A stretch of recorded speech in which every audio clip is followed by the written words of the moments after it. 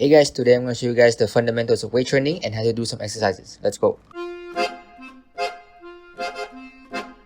The first principle is overload. You need to train beyond what you're used to in order to improve. Second is progressive overload. You need to increase the intensity gradually over time. Third is specificity. You need to train the muscles and movements that you want to improve. You want stronger legs? Do squats. And finally is rest and recovery. You get stronger when you rest, not when you train. So this is very important. Most exercise requires you to maintain a neutral spine. A neutral spine is when your cervical, your thoracic, and your lumbar vertebrae are in the natural curves. When doing exercise using the bench, remember the 5-point body contact position. There is your head on the bench, shoulder and upper back on the bench, glutes on the bench, and both feet on the floor. Every exercise has two phases, the eccentric or lowering phase and the concentric or lifting phase. All exercises should be performed through the full range of motion to maximize growth and prevent injury. So don't cut short the range equally. And for tempo, aim for 2 seconds on the eccentric phase and 1 second on the concentric phase, like so.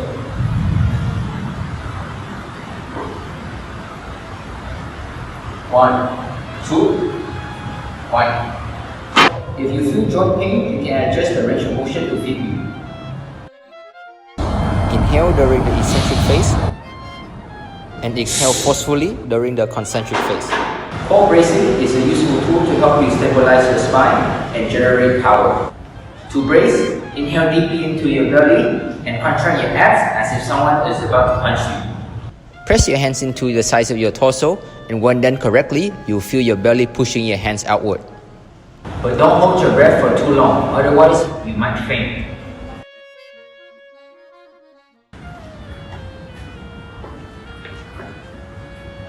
Get yourself a bench and a power rack. Set the bar not too high or too low at around wrist height. Lie supine on the bench in the 5-point body contact position. Position yourself so your eyes are directly under the bar. Create a slight chest arch and grip the bar with a close pronated grip slightly wider than shoulder width. Use the knurling as a reference point. Before unracking the bar, brace your core and drive your feet into the floor to create full body tension. Unrack the bar and move it over to the chest. Inhale as you lower the bar to around nipple level. Make sure to keep your wrists and elbows stacked. Elbows tucked at approximately 45 to 60 degrees. Exhale forcefully as you press the bar upward and slightly backward. Imagine pressing yourself into the bench and pushing the bar away. When finished, rack the bar. Always use your spotter when you are lifting heavy loads. There are a few mistakes with this exercise. First is flaring your elbows down. It is not inherently wrong, however it can cause shoulder pain and discomfort in many people. Second is bouncing the bar off the chest. This happens when you do not control the eccentric phase, using momentum to drive it up. Third is bending your wrist backward. Make sure to keep your wrists stacked the whole movement. And lastly is uneven bar path. Make sure the bar doesn't move excessively forward or backward during the lift. When done correctly, the bench press strengthens your pectoralis major, your anterior deltoids, and your triceps. Set the bar around your chest height. And don't forget to use collar clips to secure the plates. Grasp the bar with a close pronated grip just outside shoulder width. Use the knurling as a reference point. Bend your knees slightly and make sure your wrists and elbows are stacked and perpendicular to the floor. Before unracking, brace your core. Extend your knees to unrack, then take 2 to 3 steps back. Keep your feet slightly wider than shoulder width, toes pointing straight or slightly outward. Brace your core and squeeze your glutes. Imagine tucking your pelvis under you. This creates a body tension that helps you stabilize your spine and generate force. Maintain this throughout the exercise. Inhale before initiating the press. Then press the bar directly overhead. As the bar passes your face, move your head slightly back to allow the bar to clear. Then return to neutral once the bar passes. Lock out fully at the top. The bar should be directly over your midfoot. Make sure to exhale forcefully as you push the bar up. Lower the bar with control to the starting position while inhaling. Rack the bar when finished. There are a few errors that you should be aware of. First is excessively arching your lower back. This is usually due to a weak core, so make sure you brace properly. Second is pushing the bar forward instead of upward. Third is excessively bending your wrist. This can reduce power output and cause restraint. Fourth is not locking out fully. Make sure you lock out your entire arms to count it as a rep. And finally is using your legs to cheat. Make sure you keep it stripped. When done properly, the overhead press is a very good exercise for the anterior deltoids. Set the bar at just above your knee height, and don't forget to clip the bar if you're using plates.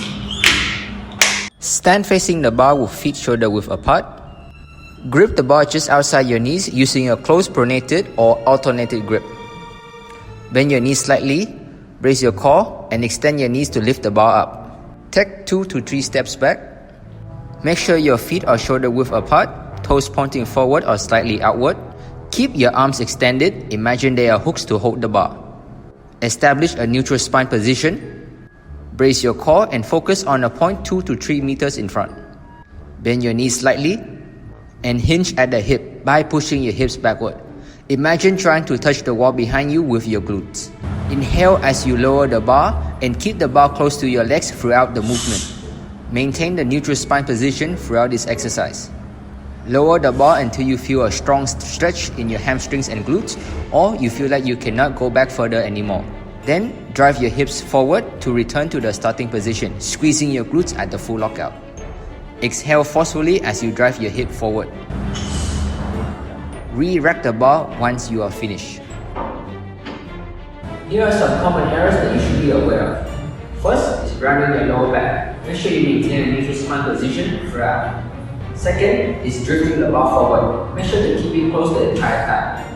Third is bending your knees too much. This becomes a squat instead of a hinge, so make sure you move your hip. And finally is hyperextending your back during the lockout, so don't lean too much. When done properly, the Romanian deadlift will train your erector spinae, your gluteus maximus, and your hamstrings muscle. Set the bar just above knee height, similar to the RDL, and don't forget to use collar clips to secure plates as well. Grip the bar with a close pronated grip wider than shoulder width. Bend your knees and lift the bar up. Take 2 to 3 steps back. Keep your feet shoulder width apart, toes pointing forward or slightly outward. Bend your knees slightly. Brace your core, then hinge at the hip until your torso is parallel or just above parallel to the floor. Let your arms hang fully extended. Focus on a spot 2 to 3 meters in front. Inhale deeply and pull the bar toward your lower chest or upper abdomen. Imagine driving your elbows toward the ceiling. Exhale forcefully as you pull and squeeze your shoulder blades at the top of the pull. Then lower the bar with control back to the starting position while inhaling. Re-rack the bar when finished. Some common errors of this exercise include rounding your lower back, so make sure you maintain a neutral spine. Squeeze your body for momentum, so make sure you lock the hinge position throughout the exercise. And lastly is standing to upright. Make sure you hinge enough. When done correctly, this exercise trains your latissimus dorsi, your rhomboids, your middle trapezius, and your posterior deltoids as well. And there you have it. In this video, I show you guys some of the fundamentals of weight training and how to do some exercises. Make sure you guys apply them correctly to ensure a safety and effective training session. That is all for me now. Thank you for watching this video, and I will see you guys in the next one. Bye bye.